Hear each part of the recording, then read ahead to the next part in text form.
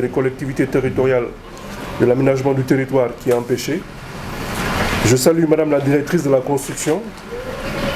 Je salue Monsieur le représentant de la coordonnatrice résidente des Nations Unies au Sénégal. Je salue le directeur général de la SICAP ainsi que le directeur général de la SNHLM, cher frère Bassirou Kébé. Je salue le directeur général du Fonds de l'Habitat Social, le directeur général de l'Agence nationale pour l'aménagement du territoire. Je salue le représentant du Conseil national du patronat empêché, M. Bédiagne est actuellement en mission. Je salue son frère, son grand frère et ami, le président Adam Alam, de la Confédération nationale des employeurs du Sénégal, qui est parmi nous. Je salue, mesdames et messieurs, les présidents des syndicats patronaux du BTP, de l'immobilier, de l'industrie, des banques et des établissements financiers. Je salue le président de l'Ordre des architectes du Sénégal, mon cher frère, M. Massamba Diop.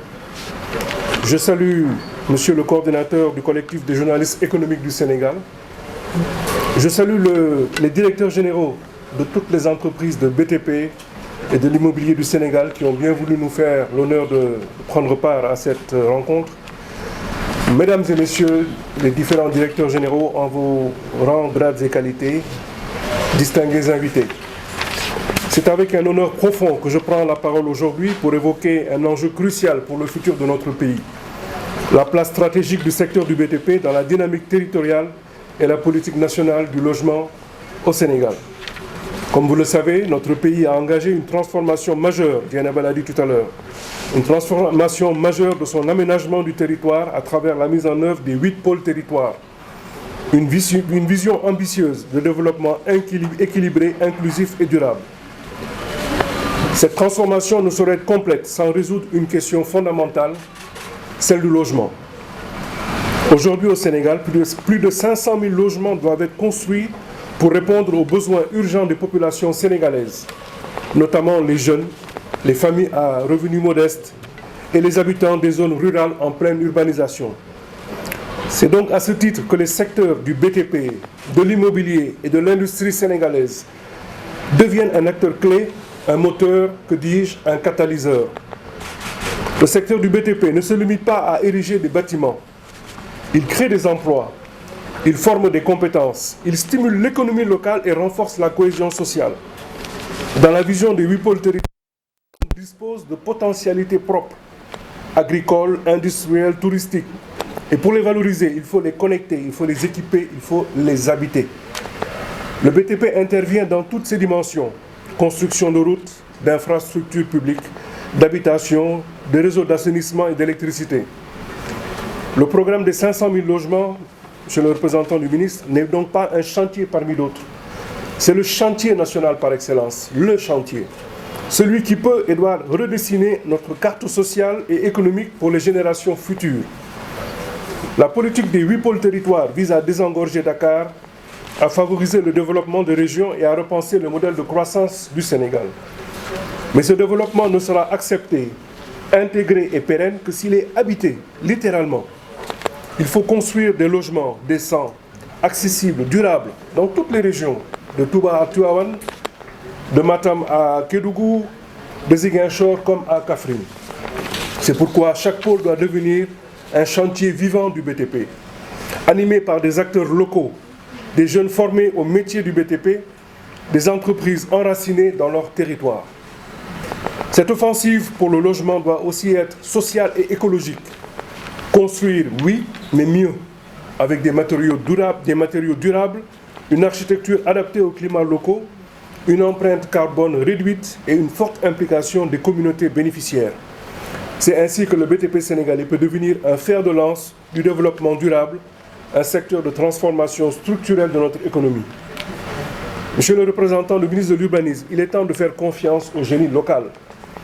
Les entreprises sénégalaises du BTP, grandes comme petites, disposent de compétences, de talents et d'un ancrage territorial fort. En cela, l'État du Sénégal joue un rôle stratégique.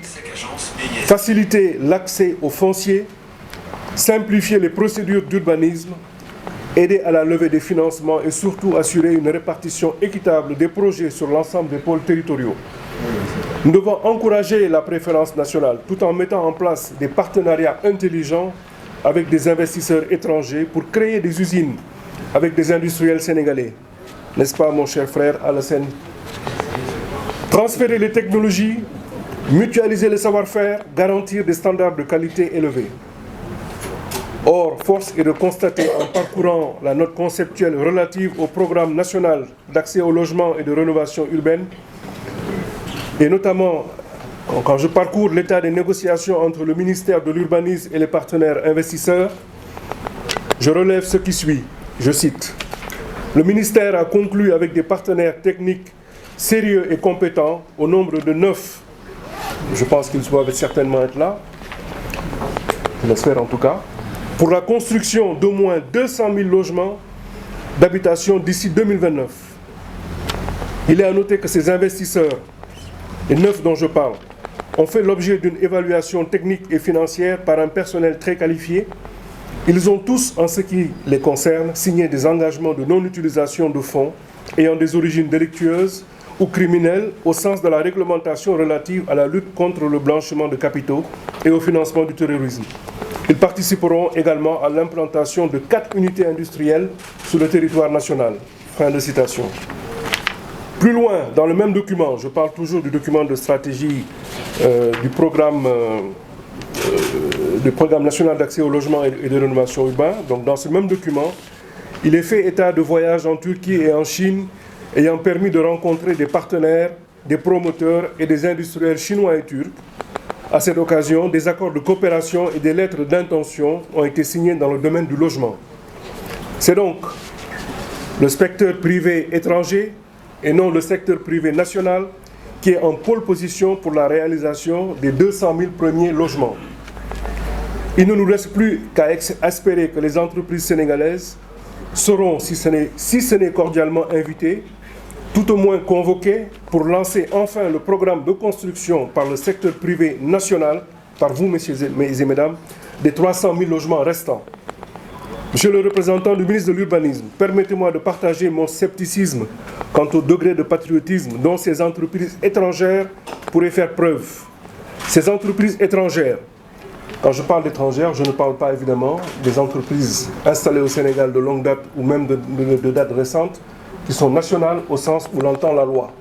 Je parle d'entreprises qui sont réellement étrangères, non installées au Sénégal et qui pourraient susceptiblement être invitées à venir investir ou travailler au Sénégal. Donc ces entreprises étrangères ne sauraient en aucun cas mouiller le maillot pour le Sénégal autant que les entreprises sénégalaises.